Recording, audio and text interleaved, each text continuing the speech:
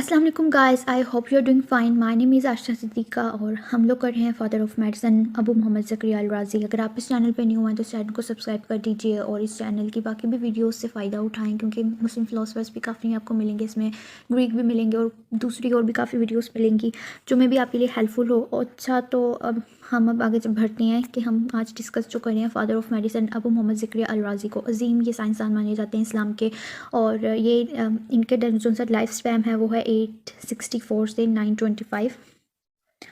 अब अल राज़ी 864 से 925 इनका लाइफ स्पैम है, हयात है। तो इनको पोलीमैथ का, वैसे ये पर्शियन थे, रे में पैदा हुए थे, तेहरान के पास है रे उधर, और ट्रेडिशनल थे और इनने म्यूज़िकल थ्योरीज दी थी, म्यूज़िकल में प्रैक्टिस भी की थी। लेकिन इनने अल्केमिस्ट में फॉर्मल ट्रेनिंग की, अल्केमिस्ट में भी गए और उससे पहले इनने फॉर्मल ट्रेनिंग की थी मेडिसिन्स में। और रे का हॉस्पिटल था उधर, और बगदाद में भी हॉस्पिटल में भी इनने काफ़ी काम किए और इनने 200 काम किए हैं। 200 कामों के ये ऑथर्स थे, 200 वर्क्स के ऑथर थे सिर्फ ये ही। और मज़ीद इन्हें काफ़ी मेडिकल राइटिंग्स भी दी, काफ़ी टॉपिक्स में इनके मेडिकल राइटिंग्स हैं। इनको पॉलीमैथ इसलिए कहा जाता है क्योंकि इनने फिज़िक्स के बारे में काफ़ी लिखा, केमिस्ट्री के बारे में काफ़ी लिखा, मैथमेटिक्स के बारे में लिखा, कॉस्मोलॉजी के बारे में लिखा, थियोलॉजी के बारे में लिखा, इन्हें लॉजिक के बारे में काफ़ी लिखा। और जैसे कि मैंने आपको पहले कहा, इनकी म्यूज़िकल थ्योरीज भी थी, तो इसलिए इनको कहा जाता है फिजिशियन, फिलोसफर, केमिस्ट और फ्री थिंकर। ठीक है, पॉलीमैथ। और आगे हम बात करते हैं कि ये इन्हें डिस्कवर किया था अल्कोहल और सल्फ्यूरिक एसिड का first पेड्रिक ward in the world को डायरेक्ट किया था इनने।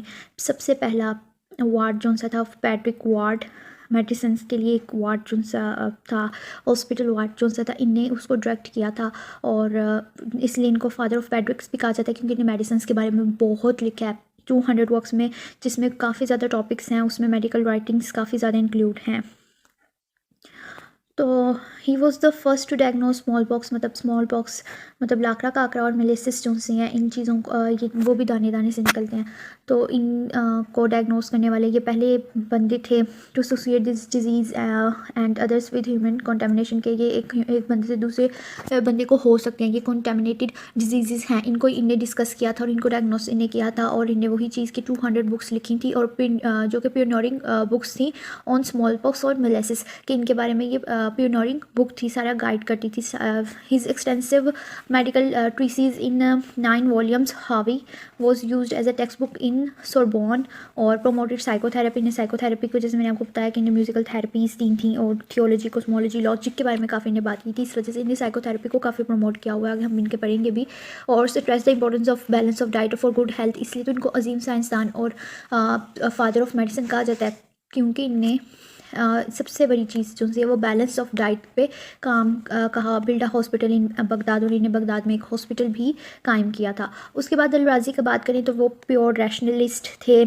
प्योर रैशनलिस्ट कैसे थे उनकी बात करते हैं कि अल राज़ी ने काफ़ी रीजनिंग की बात की, वो रीजंस पे बिलीव करते थे और सिर्फ रीजंस को ही मानते थे। इन मेडिसिन हिज क्लिनिकल स्टडीज़ जो सी थी, मेडिसिन में इनकी जो सी क्लिनिकल स्टडीज़ थी वो ऑब्जर्वेशन के बेस होती थी, एक्सपेरिमेंटल के बेस होती थी, और इनको वो इन्वेस्टिगेट करते थे, अपनी ऑब्जर्वेशन से, एक्सपेरिमेंट से चीज़ों को रिवेल करते थे।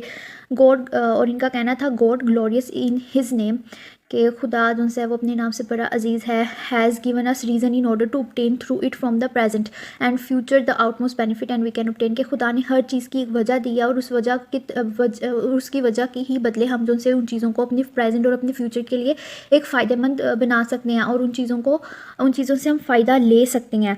It is God's best gift to us, और यही खुदा का सबसे बड़ा तोहफ़ा है हमारे लिए, खुदा की सबसे बड़ी नेमत है हमारे लिए कि उन्हें हर चीज़ में एक वजह रखी है। उस वजह को जब हम दरियाफ्त कर लें, वजह जो सी थी वो बेहतरी थी, जो होता है बेहतरी के लिए होता है, इसलिए कहा जाता है।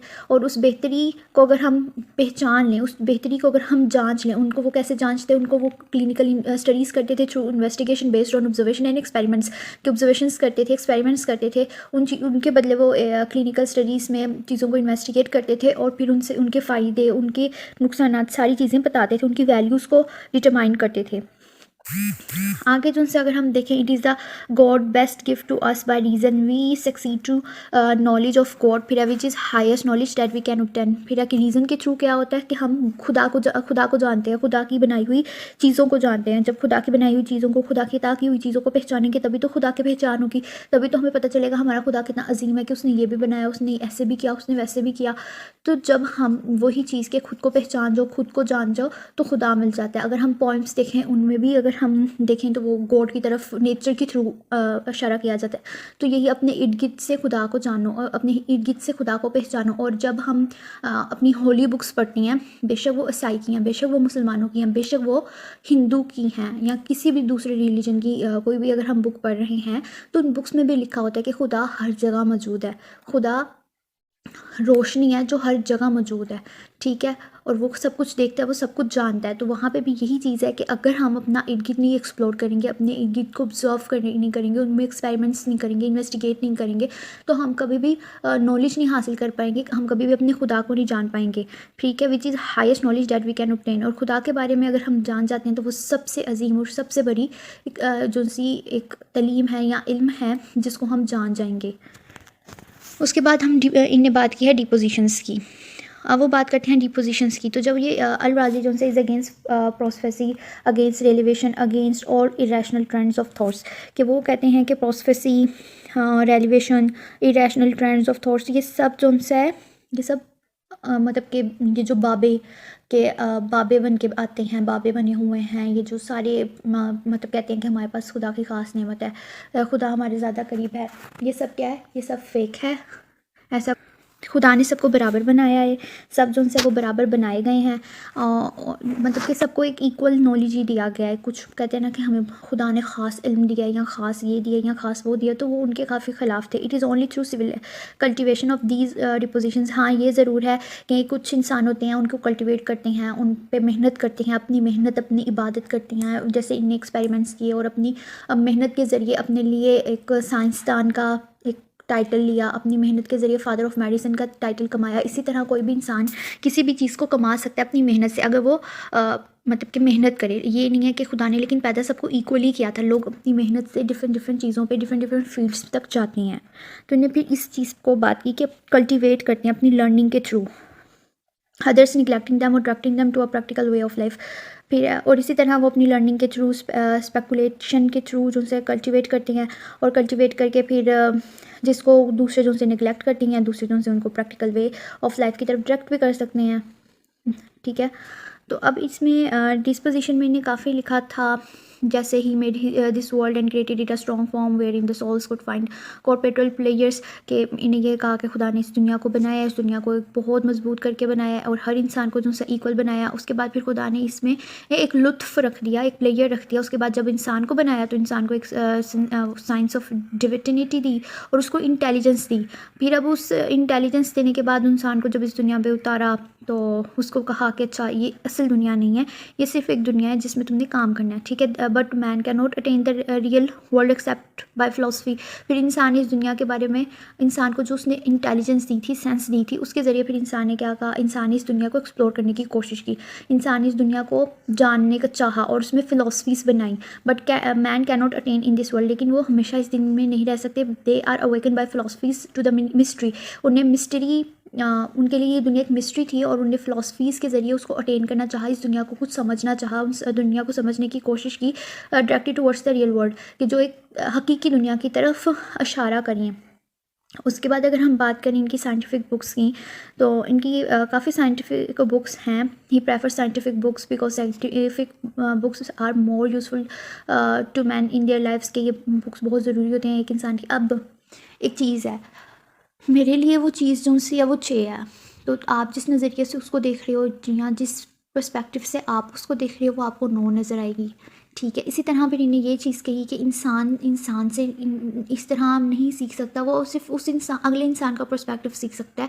लेकिन अगर हम किताब पढ़ेंगे तो हम अपने पर्सपेक्टिव से कुछ ज़्यादा चीज़ें जो सी हैं वो डिस्कवर कर सकूँगा।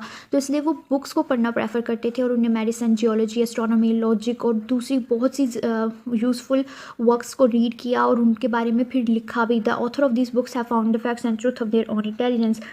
और इन किताबों के जो से ऑथर्स थे उन्हें भी इस हकीकत को जानना, जब उन्हें उनकी बुक्स लिख के पढ़ी, अपनी कुछ दरियाफ्त निकाली और उन दरियाफ्त के ज़रिए फिर उन्हें मज़ीद एक सारा सिस्टम निकाला, मज़ीद उन किताबों को इलेबोरेट करके लिखा, अपनी फाइंडिंग्स के थ्रू लिखा, तो उन ऑथर्स को भी काफ़ी कुछ सीखने को मिला। फिर मज़ीद ऐसे ही होता है कि एक नॉलेज आता है, फिर उस नॉलेज को और मतलब कि वही उसको उसका नया वर्जन निकाला जाता है, वो वर्जन जो होता है वो नेक्स्ट लेवल का होता है, फिर उससे नेक्स्ट एडवांस किस्म का, और इस तरह एक नॉब से एक प्रो लेवल तक जाया जाता है थ्रू प्रैक्टिस।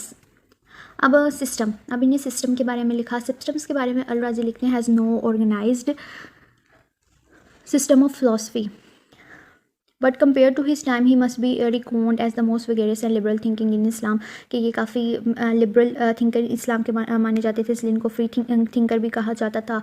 और इन्हें काफ़ी human history, whole history of human thoughts के बारे में इन्हें काफ़ी एक्सप्लेन किया, परसेप्शंस थी। जैसे ये प्योर रैशनलिस्ट थे, थे, हर चीज़ को रीज़न की बेस पे देखते थे, extremely confident in the power of reason. ये जैसे हमने पहले भी बात की कि ये अपनी रीजनिंग पावर्स पे काफ़ी कॉन्फिडेंट थे, हर चीज़ की वजह कि ये क्यों है, क्यों ढूंढने की कोशिश करते थे, और इन क्यों की वजह से इन्हें काफ़ी कुछ अचीव किया था, free from every kind of prejudice. के ये प्रेजुडिस पे, जैसे कि प्रेजुडिस के हमारे बेसिक कॉन्सेप्ट्स बन गए होते हैं कि ये ऐसा है तो ऐसे ही है। लाइक कि हमारा होता है कि टीचर एक अथॉरिटेटिव होना चाहिए, वो अथॉरिटेटिव होता है, पेरेंट्स अथॉरिटेटिव होते हैं, अथॉरिटेटिव होते हैं, प्यार बिगाड़ देता है, प्यार बिगाड़ देता है।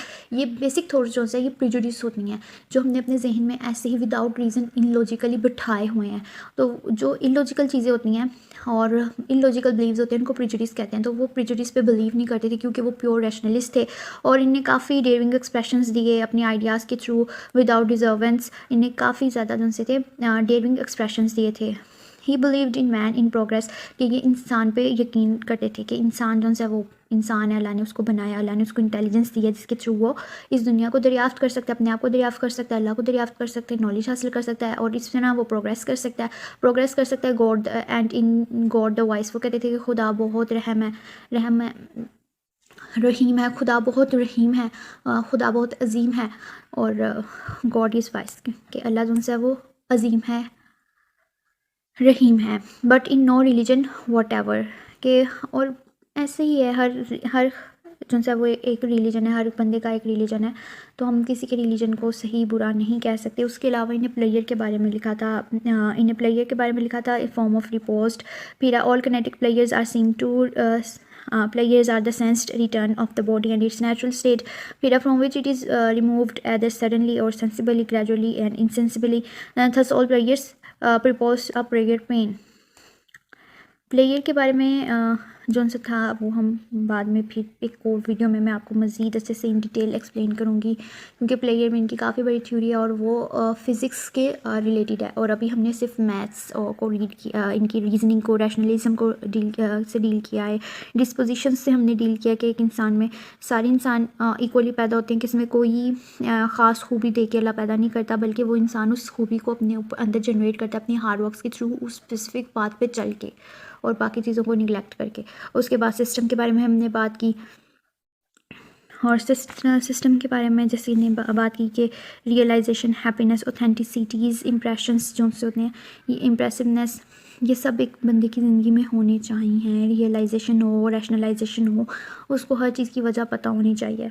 और इनकी काफ़ी बुक्स थी मेडिसिन्स के बारे में, ज्योमेट्री के बारे में, एस्ट्रोनॉमी के बारे में, लॉजिक्स के बारे में, जैसे हमने इसको भी पहले पढ़ लिया। अगर इसके अलावा आपके कोई सवाल हो, कोई भी सवाल, किसी भी तरह का सवाल, तो आप कर सकते हैं, कमेंट बॉक्स में लिख सकते हैं। कोई फरमाइश हो वो भी आप कमेंट बॉक्स में लिख सकते हैं। और यही चीज़ है कि इनने रीजनिंग का काफ़ी कहा हुआ है, और अगर हम चाहें तो हम इनसे ये चीज़ सीख सकते हैं कि हम हर चीज़ को अपने पर्सपेक्टिव से देख के और अपना एक प्रेजुडिस बनाने की बजाय अगर हम हर चीज़ को लॉजिकली और रैशनलाइज्ड होके देखें, तो हर एक्शन के पीछे एक रिएक्शन होता है। अगर हम एक्शन को देख के उस एक्शन का, वो एक्शन भी तो किसी का रिएक्शन है ना, एक्शन खुद ब खुद प्रोड्यूस नहीं होता, वो प्रोड्यूस किया जाता है, ठीक है। तो वो एक्शन किस वजह से प्रोड्यूस हुआ है, और हम अगर वजह पे रिएक्ट करें तो आई थिंक सो ये काफ़ी ज़्यादा समझदारी होगी और हमें ऐसा करना चाहिए। आई होप कि मेरी एडवाइस आपको लास्ट में समझ आई हो कि don't react on action, react on the reason of the action, कि रीज़न क्या था उस एक्शन का। और ये मेरी एडवाइस है आप लोगों को। आई होप कि आपको ये पसंद आई हो। इस चैनल को सब्सक्राइब करें, इस चैनल को देखते रहिए। आपके देखने से ही ये चैनल है। लाइक कमेंट तो ज़रूर करिएगा, सब्सक्राइब कर दीजिएगा। बार बार कहा है, अब तो करना ही है आपने। और इसको शेयर भी कर दीजिएगा। अल्लाह हाफिज़।